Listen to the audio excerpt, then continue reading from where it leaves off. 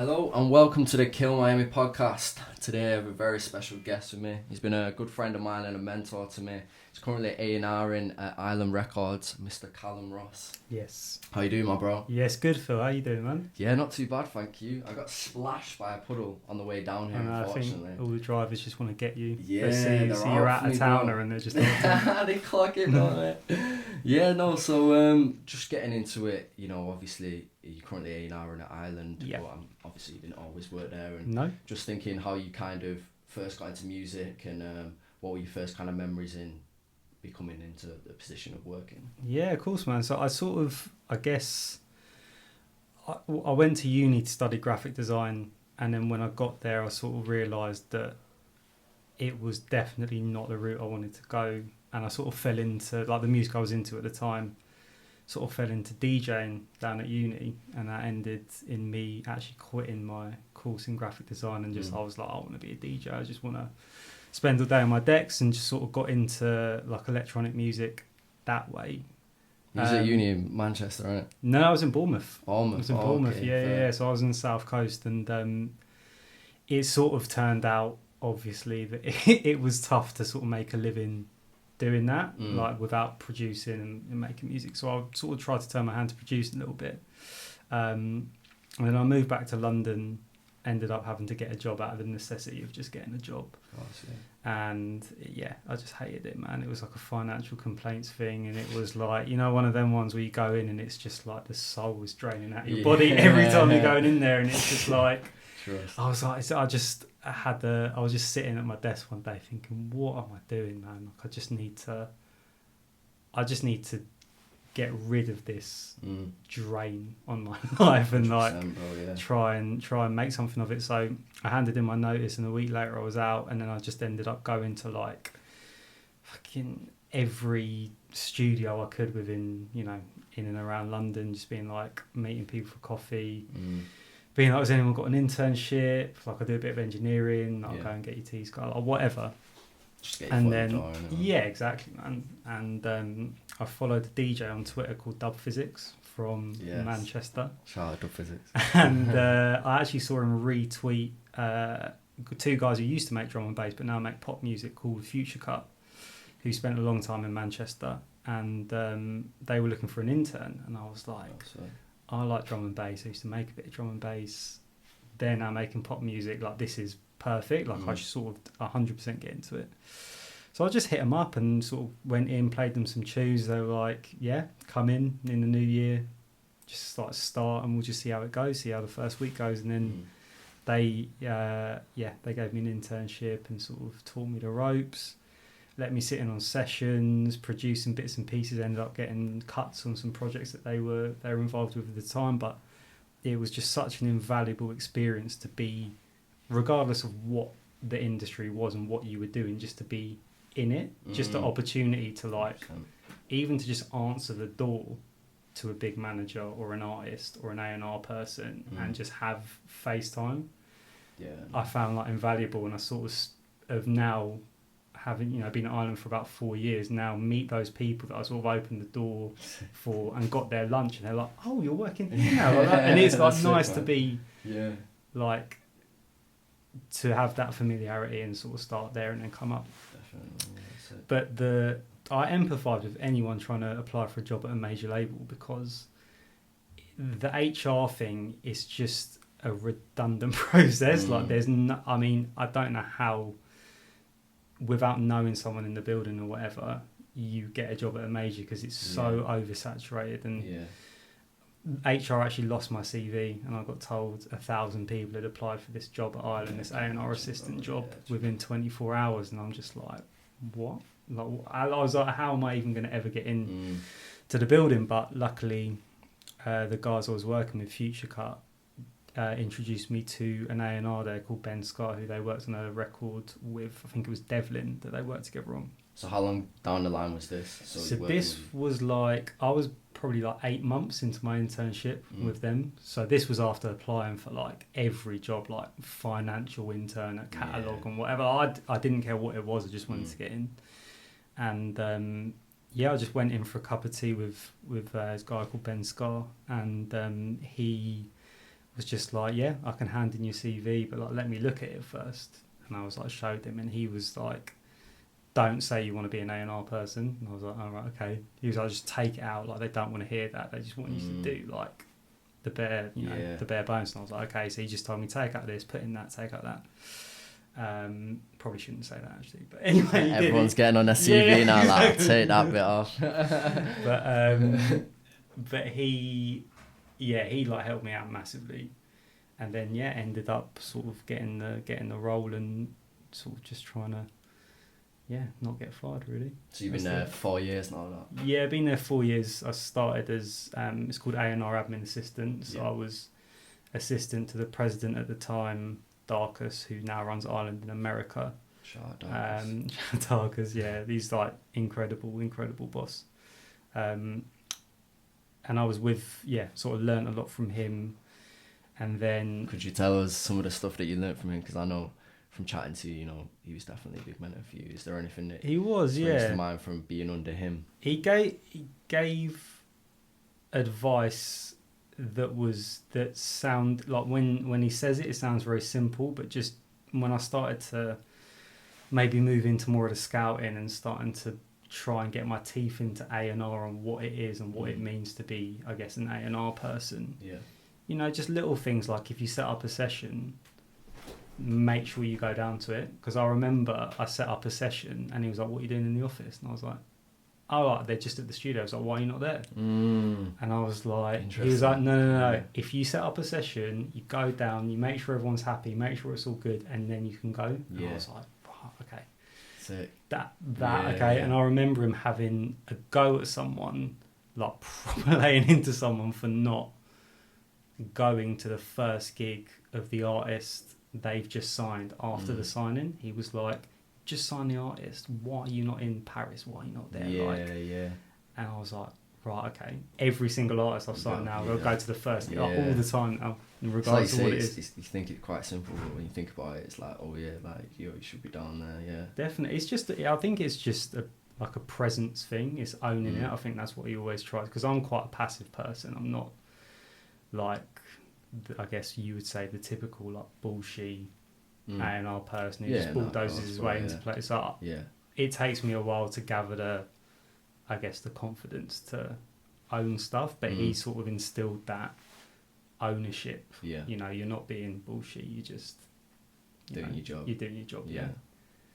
And then sort of started to get into the scouting way more, reporting into Louis, who was head of A&R at the time, now president, and Annie Christensen, who now both are massive mentors to me. Sick.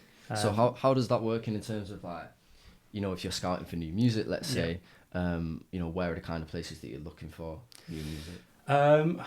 I gotta be honest, man, a lot of it I think is luck, but I think you stumble across these things where you put yourself in the situations because you are in the right places and you're out and you're talking to people. And I think a lot of new music is found through lawyers and agents, because they're very early on stuff, because I guess without a lawyer there's not loads you can do in terms of deals and and building a team around yourself. But I guess I feel like the art of discovering things at gigs is probably shrinking a bit more. I think where I'd agree with that, where the landscape is probably less singer-songwriter and band focused, where I guess you traditionally would go and find someone, and it's way more, I guess, urban heavy and pop heavy. You're discovering these artists on sort of quite niche platforms. Like, I know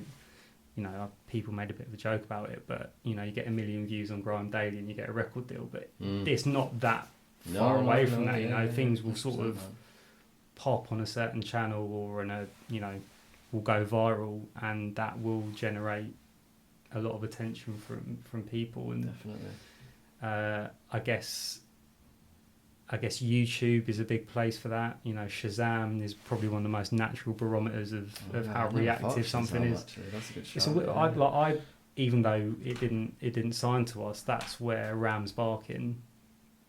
that's how I came across Ram Sparking anyway, just because it was Shazamming a sort of mad amount, and that's like, oh, okay, this is obviously reacting, don't know where, and then it's like... Have you heard of a guy called, what's he called now? Luke Burr? So his tune was on Love Island, and it went number one on Shazam. Yeah. So I mean... Exactly, man. And it's like Freya Riding's the same thing with Shazam, and this record, Sorry, by Joel Corey, that was, another massive, like the most Shazam song ever, I think, in a day. Mad. It was like 40,000 Shazams in a day, and that's now probably... Did it come from like an advert or something, do you reckon? I don't know. I think that song was like, it was reacting anyway, but I think there was a Love Island sync or something that, tipped over the edge. I see. Love Island's a powerful thing. Powerful platform, you're right, man. Like, unfortunately, I couldn't... Did you watch it?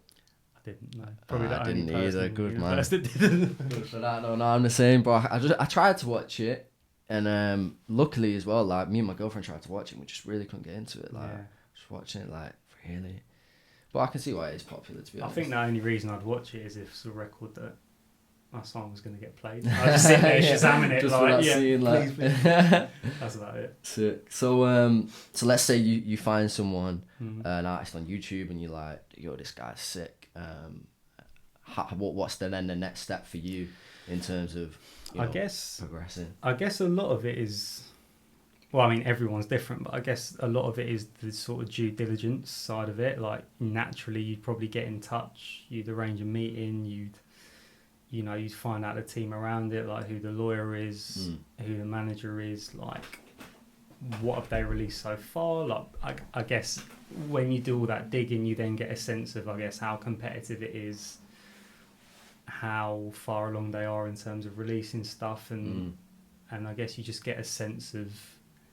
The hardest thing I found with A&R is gauging a sense of urgency on things, because there are a lot of people that are better at scouting and finding stuff than me. Definitely, there's people that are like mad early on things. I think I'm early, and then someone's like, "Oh yeah, I met him last year." I'm like, some people just naturally amazing at that, and I like credit to them, because it's a very hard skill.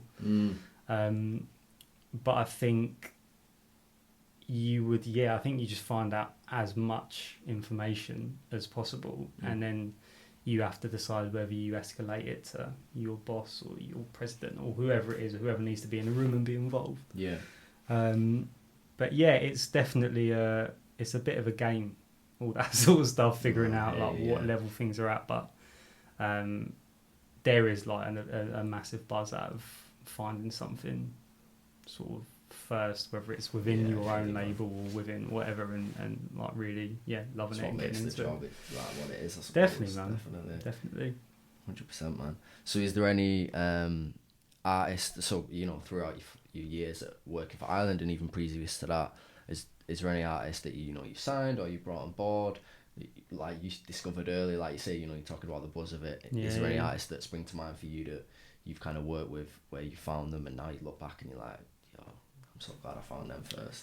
Yeah, it's a tough one. I think I guess out of my roster that I'm working on at the moment, there's, I guess a lot of them were known sort of before they signed to Ireland. I mean, there's one guy actually from Manchester as well, who it's pretty early when we got him involved in a development deal, and that felt like a sort of very instant, like it wasn't competitive at all, and it was like, this guy's amazing, like I love what he's doing, we just want to have him in, we just want to be involved. And that is quite a nice feeling to have when you just react off complete just passion for the music, and it's like your decision's not informed by, oh yeah, but so and so have offered, and oh yeah, if they've offered then it must be good, so we've got to offer, and it's difficult not to slip into that, because sometimes you second guess whether something's really good and you're like,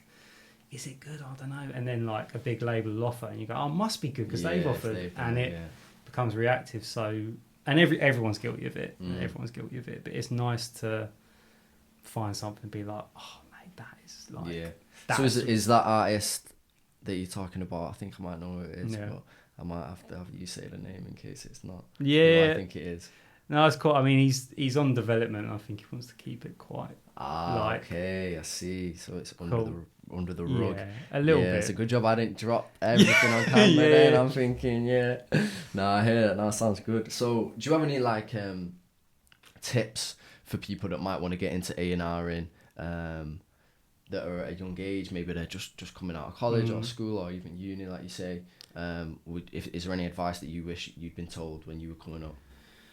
Yeah, I guess it would probably be the use of the term A&R. I think a lot of people are like, I want to be an A&R person, and there's so many different strands to it, because I guess in the true sense, A&Ring is signing something, developing it, making the record, putting it out. I think that's what people forget about as well, that part of the making the record. I think people think, you sign the artist, then you just chill. Do you know what I mean? It's like, there's a lot more to it than that. Totally. And I think, like, you come across some people, and I'm not judging at all, because when I joined Ireland, I didn't know what A&R was. I had no idea. And it's, it's only from being around people that you learn what it is. But I think a lot of people think that going to gigs is A&Ring. It's like, are you A&R? It's like, I've gone to loads of gigs, and it's like, but that's not what it is. I think there's two, like, there's the scouting side, and then there's the record making side. Yeah. And some people are amazing at one and not amazing at the other. There are some people that are amazing at both, and I don't even know if I'll be great at the record making side yet. I'm still super early, so it might work out for me. Touch wood, it does. But they're two very different skill sets. So I'd say distinguish what it is that you want to do. But I guess the natural process is showing people. I think if you want to get in and you want to show label bosses or heads of A&R, whoever, that you're on it, I guess it's just going out all the time. It's just being on stuff early, and I guess checking all the tastemaker channels, whatever your genre is, whether it's, who's playing the best new indie music, listen to that person, go to the nights that they curate, read all the articles that they write, whatever it is. Do your research, basically. Do your research, and then show those people that you're on stuff early, I guess. Come in and see, play people music, and definitely show you have taste, I guess. Some good advice there, bro. So the last stage of the interview, what I'm doing is a round called underrated or overrated.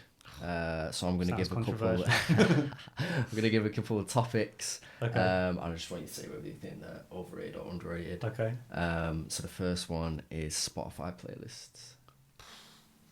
It's a tough one. It's difficult, man.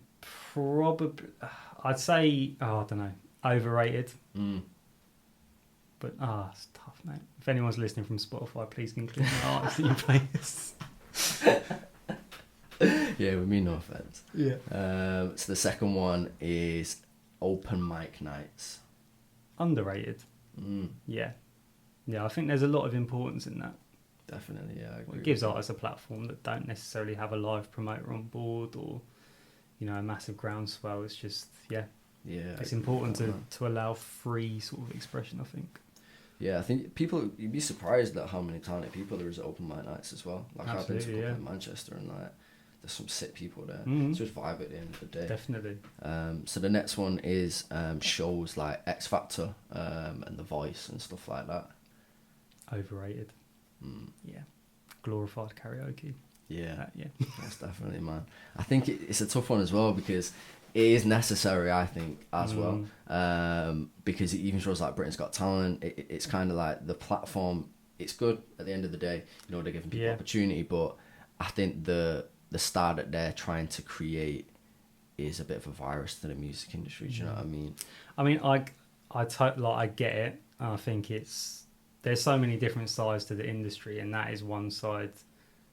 That fair play to the, any label would take a little mix. The success of a little, like, Oh yeah, you know, 100%, man, yeah. the way it's been, I guess Simon Cowell has made a living out of signing acts through that, and you know, the success stories, you got to take your hat off to him, because Yeah, no, Simon Cowell is a genius, 100%. yeah, he's an incredible A&R guy. Yeah. So it's, you know, credit where it's due. It's not necessarily my bag, but he's got It's a necessary plaques on the thing. wall and I haven't, so it's one of No, those. it's true, so no, fair play. 100%, bro. I think, yeah, Simon Cowell is a smart man. He knows exactly what he's doing.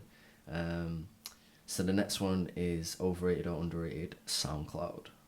Underrated, definitely, because I'd never say that when you were talking about where do you find your stuff, Yeah. I would never have thought SoundCloud, but I've come across a few things recently, or been told about a few things recently that's like, oh yeah, I found it on SoundCloud, and you just like, you never think about that. Yeah, no, But it's true. I mean, it's, yeah. For a good few years, it was really bringing people out as well. Like, I think Panda by Designer was massive on SoundCloud. When it even like Lil Yachty and Lil Uzi, a lot of American kind of trap rappers for a couple of years were popping on SoundCloud. I don't think so much anymore, but I remember like 2-3 years ago, SoundCloud rapper is like a term on it, like for someone that's smashing it on SoundCloud but nowhere else really. Yeah. It's mad, bro. No, but definitely underrated. I think. I think it used to be mad as well for the electronic scene, bro. Oh, it's huge, yeah. Like SoundCloud was the platform, like for me as well. Like I started off doing more electronic music, and in them days that was the platform to get on SoundCloud and Beatport. Remember Beatport? Bro? Yeah. Beatport, man. I think It's still up and going. Beatport's though. still It's like massive in the like when you speak to most DJs, they're like Beatport's the one, or they're Juno like as well. Yeah, like Beatport #1, like on like top 10 and da. Like it's a big deal in especially the dance world. Massively. Yeah, no, definitely, bro. Yeah, so that rounds up the interview. Thank you again It's for been a coming pleasure, through. man. Appreciate it, man. This has been the Kill Miami podcast with Callum Ross. Thanks again, bro. Big up, Phil. Nice one, bro.